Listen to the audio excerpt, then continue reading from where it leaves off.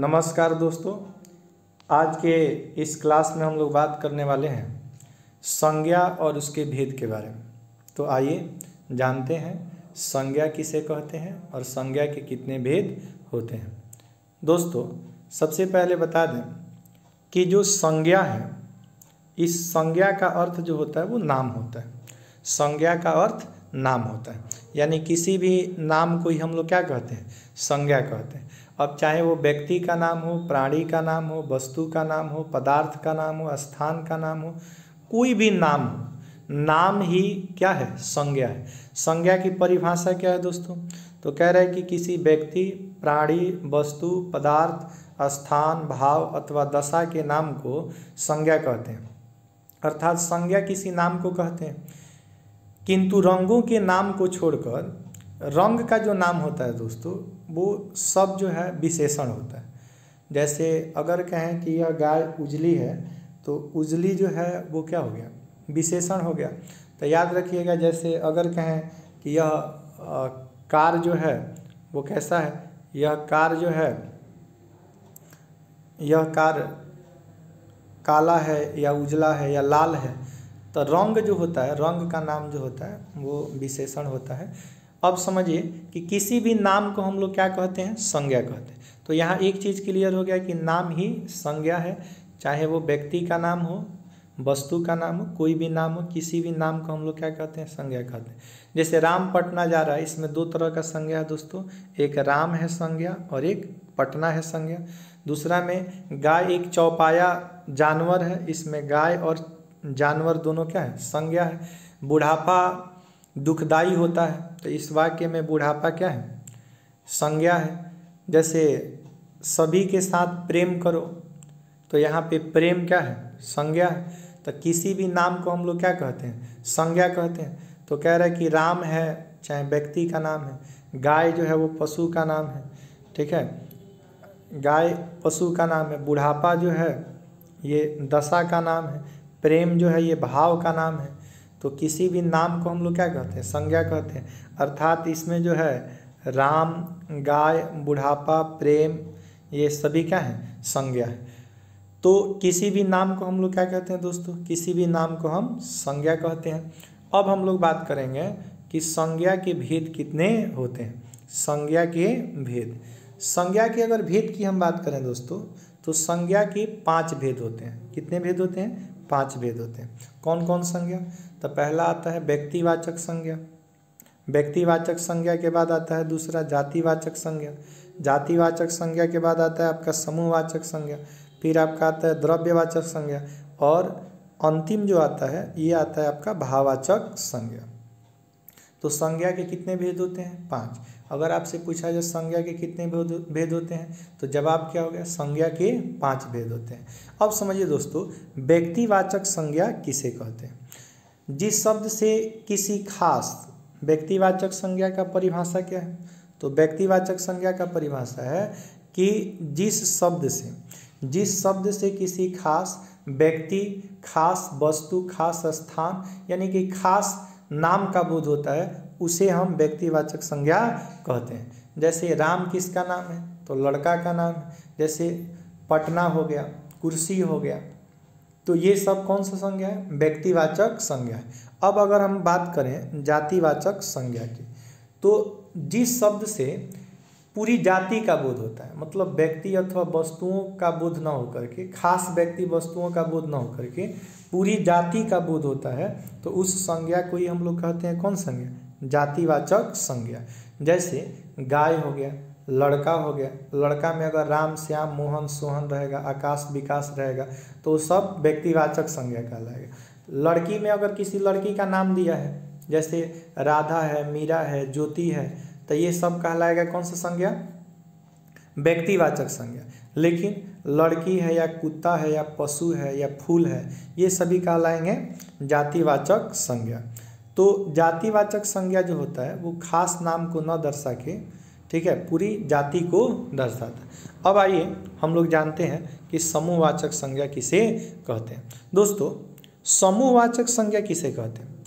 कह रहा है कि जिस शब्द से समूह का या झुंड का, दल का, बल का बोध होता है, उस संज्ञा को हम समूहवाचक संज्ञा कहते हैं। समूहवाचक संज्ञा में खास का बोध भी नहीं होता है, पूरी जाति का बोध न होता है, बल्कि भीड़ का बोध होता है, बल्कि झुंड का बोध होता है। तो इस प्रकार के संज्ञा को ही हम लोग कहते हैं समूहवाचक संज्ञा। जैसे सेना हो गया, भीड़ हो गया, वर्ग हो गया, सभा हो गया, गुच्छा हो गया, कुंज हो गया। कुंज जो है ये भी आपका समूहवाचक संज्ञा कहलाता है। तो देखिए परिवार जो है ये भी आपका जो है समूहवाचक संज्ञा कहलाता है। भीड़ है, लोग है, लोग भी आपका क्या कहलाता है, लोग भी आपका समूहवाचक संज्ञा कहलाता है। अब देखिए दोस्तों, अब हम लोग जानते हैं कि द्रव्यवाचक संज्ञा किसे कहते हैं। द्रव्यवाचक संज्ञा की सबसे बड़ी विशेषता ये है कि इसको मापा या तौला जा सकता है, परंतु अलग अलग करके गिना नहीं जा सकता है। तो जिन वस्तुओं को नापा या तौला जा सके ऐसी वस्तुओं के नामों को द्रव्यवाचक संज्ञा कहते हैं। जैसे पानी है तो इसको गिन नहीं सकते हैं, दूध को नहीं गिन सकते हैं, घी, तेल, सोना, चांदी, इन सब को मापा या तौला जा सकता है परंतु गिना नहीं जा सकता। तो जिससे द्रव्य पदार्थ का बोध होता है उसी को हम लोग द्रव्यवाचक संज्ञा कहते हैं। द्रव्यवाचक संज्ञा की एक और विशेषता होती है कि द्रव्यवाचक संज्ञा से एक वस्तु से दूसरे वस्तु का हम निर्माण करते हैं। जैसे दूध से हम दही का निर्माण करते हैं, जैसे हम लोग सोना चांदी से जो है कई तरह के आभूषण का निर्माण करते हैं। तो ये सभी द्रव्यवाचक संज्ञा है। अब देखिए द्रव्यवाचक संज्ञा के बाद अगर हम बात करें तो द्रव्यवाचक संज्ञा के बाद दोस्तों आता है आपका भाववाचक संज्ञा। कौन सा संज्ञा?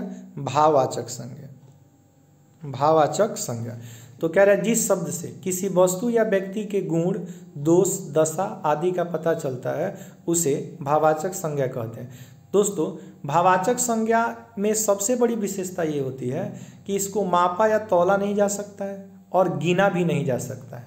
इसको गिना भी नहीं जा सकता है। जैसे बुढ़ापा है, ईमानदारी है, चतुराई है, प्रेम है, मिठास है, सुंदरता है, इसको आप गिन नहीं सकते हैं या मापा या तौला नहीं जा सकता है। तो इस प्रकार की संज्ञा को भाववाचक संज्ञा कहते हैं। अब आइए कुछ जानते हैं कि भाववाचक संज्ञा बनाने का कुछ नियम होता है। आइए हम भाववाचक संज्ञा को कैसे बनाते हैं इसके बारे में जानते हैं। दोस्तों भाववाचक संज्ञा को सबसे पहले जातिवाचक संज्ञा से बनाया जाता है। जैसे दानव जातिवाचक संज्ञा, तो दानव से दानवता होता है। मनुष्य जो है जातिवाचक संज्ञा है, मनुष्य से मनुष्यता होता है। जैसे गुरु से गुरुता होता है, मित्र से मैत्री होता है, नर से नरता होता है, बच्चा से बचपन होता है, लड़का से लड़कपन होता है, बूढ़ा से बुढ़ापा होता है, नारी से नारीत्व होता है। आपको अक्सर एग्जाम में पूछा जाता है दोस्तों कि दानवता, मनुष्यता, गुरुता ये कौन से संज्ञा है। तो सबके अंत में देखिए दोस्तों, सबके अंत में आपको प्रत्यय लगा हुआ है। सबके अंत में क्या लगा है? प्रत्यय लगा हुआ है।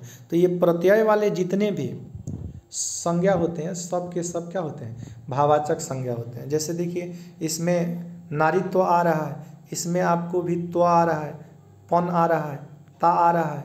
तो ये सब जो है जितने भी प्रत्यय वाले संज्ञा होते हैं सब भाववाचक संज्ञा कहलाते हैं। अब आइए कुछ हम सर्वनाम से भाववाचक संज्ञा का निर्माण करते हैं। सर्वनाम से भाववाचक संज्ञा का निर्माण, जैसे स्व से स्वत्व होता है, अपना से अपनापन होता है, निज से निजित्व निजता होता है, सर्व से सर्वस्व होता है, अहम से अहंकार होता है, मम से मेरा, मम से ममता या ममत्व होता है। ये सब क्या है? सर्वनाम से भाववाचक संज्ञा का निर्माण है। अब आइए कुछ हम विशेषण जो होते हैं इससे भी हम भाववाचक संज्ञा का निर्माण करते हैं। विशेषण से जानते हैं कि विशेषण से कैसे जो है हम निर्माण कर सकते हैं भाववाचक संज्ञा का। जैसे धीर है तो धीर से हम लोग निर्माण करते हैं दोस्तों किसका? धीरता का। जैसे सम से समता या समानता का होता है, मीठा से मिठास होता है। ये सब पूछता है दोस्तों कि जैसे पूछेगा संपन्न से संपन्नता, तो संपन्नता जो है वो कौन सा संज्ञा है? या शूरता, धैर्य, सुखदायी, अहंकार, एकता, साहित्य, ये कौन से संज्ञा है? याद रखिएगा ये सब भाववाचक संज्ञा है। सब का सब कौन सा संज्ञा है दोस्तों? तो ये सब का सब भाववाचक संज्ञा है। अब देखिए क्रिया से हम भाववाचक संज्ञा का निर्माण जानते हैं कि कैसे हम क्रिया से भाववाचक संज्ञा का निर्माण करते हैं। जैसे खेलना क्रिया है तो खेलना से खेल हो गया, लिखना से लिखावट हो गया, बनाना से बनावट हो गया, चढ़ना से चढ़ाई हो गया, चलना से चलन हो गया, जैसे उड़ना से उड़ान हो गया। तो पूछ देगा कि पढ़ाई, बचाव, चीख, दौड़, बहाव, मिलन, सजावट, ये कौन से संज्ञा है। तो याद रखिएगा दोस्तों, जितने भी उपसर्ग तो पहले लगता है, जितने भी प्रत्यय वाले संज्ञा होते हैं उन सभी को भाववाचक संज्ञा कहते हैं। तो इस क्लास में हम लोग जाने कि संज्ञा किसे कहते हैं, संज्ञा के कितने भेद होते हैं, और भाववाचक संज्ञा का निर्माण जो है भिन्न भिन्न तरह के शब्दों से किया जाता है। जैसे जातिवाचक संज्ञा से हो गया, जैसे आपका जातिवाचक संज्ञा से हो गया, सर्वनाम से हो गया, इसके बाद जो है विशेषण से हो गया, विशेषण के बाद आपका जो है क्रिया से हो गया। अब क्रिया के बाद कुछ और शब्द होते हैं दोस्तों, जैसे अव्यय, अव्यय को ही अभिकारी शब्द कहा जाता है। अव्यय कहिए, अभिकारी शब्द कहिए। तो अव्यय अभिकारी जैसे निकट है, निकटता हो गया, सामीप्य हो गया, धिकार हो गया, वाहवाही हो गया, दूरी हो गया, मनाही हो गया, ये सब कौन से संज्ञा है दोस्तों, भाववाचक संज्ञा है। अब विविध जो है कुछ अन्य शब्द से, जैसे आरामदायक हो गया, आराम से आरामदायक हो गया, संतोष से संतोषप्रद हो गया, शक्ति से शक्तिमान हो गया, जैसे लाभ से लाभप्रद हो गया, प्रशंसनीय हो गया, बलशाली हो गया, ये सब जो है ये सब भाववाचक संज्ञा कहलाते हैं। व्यक्तिवाचक से, व्यक्तिवाचक जैसे रावण और राम क्या है, व्यक्तिवाचक संज्ञा है। तो इसमें रावणत्व हो गया, रामत्व आ गया, हिटलर से हिटलेरी आ गया, भारत से भारतीय। तो भारतीय कौन सा संज्ञा है, भारतीय जो है ये आपका जो है भाववाचक संज्ञा है। तो इस तरह से हम लोग इसमें भाववाचक संज्ञा के कुछ, भाववाचक संज्ञा का कैसे निर्माण किया जाता है उसके बारे में हम लोग पढ़े। अब आइए कुछ याद रखने योग्य जो है तथ्य के बारे में जानते हैं, कुछ याद रखने वाले तथ्य। जब कभी द्रव्यमान संज्ञा, द्रव्यमान संज्ञा का मतलब हो गया कि जो भी आपका द्रव्यवाचक संज्ञा है उसी को द्रव्यमान संज्ञा कहते हैं। तो द्रव्यवाचक संज्ञा शब्द बहुवचन के रूप में द्रव्य के पदार्थ को बोध करता है, तब वह जातिवाचक संज्ञा बन जाता है। यह फर्नीचर कई प्रकार के लकड़ियों से बना है, तो लकड़ियों से यहाँ पे लकड़ी क्या है, जातिवाचक संज्ञा। हालांकि लकड़ी आमतौर पे जो है ये आपका लकड़ी जो है आमतौर पे आपका द्रव्यवाचक संज्ञा है, लेकिन यहाँ पे ये जातिवाचक संज्ञा का काम कर रहा है। इसके बाद देखिए दूसरा नियम कह रहा है, इसमें दूसरा तथ्य क्या कह रहा है कि जब समूहवाचक संज्ञा बहुत सी समूह इकाइयों को प्रकट करता है तब वह बहुवचन में प्रयुक्त होता है। जैसे दोनों सेनाएं आपस में जमकर लड़ी। जब कभी भाववाचक संज्ञा शब्द बहुवचन में प्रयुक्त होते हैं तब ये जातिवाचक संज्ञा बन जाते हैं। जैसे बुराइयाँ जो है ये बुराइयों हो गया बहुवचन संज्ञा, बुराई जो है ये आपका भाववाचक संज्ञा है, और इससे बुराइयों जो है ये जातिवाचक संज्ञा है। अब देखिए कह रहा है कि कुछ भाववाचक शब्द मूल शब्द जैसे प्रेम, घृणा, क्रोध आदि, अधिकांश भाववाचक शब्द यौगिक होते हैं। लड़का से लड़कपन हो गया, यौगिक शब्द है। गरीब से गरीबी हो गया। तो इस प्रकार से इस क्लास में हम लोग जाने दोस्तों कि भाववाचक संज्ञा किसे कहते हैं, भाववाचक संज्ञा के ये संज्ञा किसे कहते हैं, संज्ञा के कितने प्रकार होते हैं, और कैसे कैसे हम भाववाचक संज्ञा